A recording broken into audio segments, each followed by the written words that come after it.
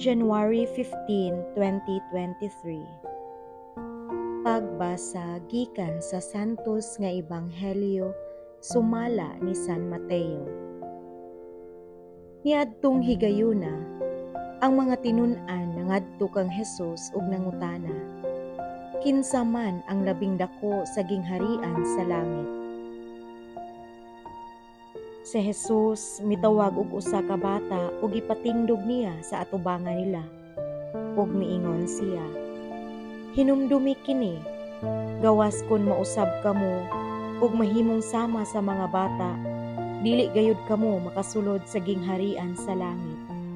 Ang labing dako sa gingharian sa langit mao ang magpaubos sa iyang kaugalingon ug magpakasama niining bataa.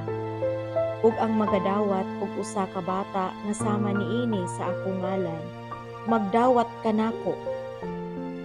Matnguni ninyo nga dili kamo magtamay bisag usa niining mga gagmayng bata, kay sultihan ko kamo nga ang ilang mga anghel atua kanunay sa atubangan sa akong Amahan didto sa langit. Ang Ebanghelyo sa Ginoo.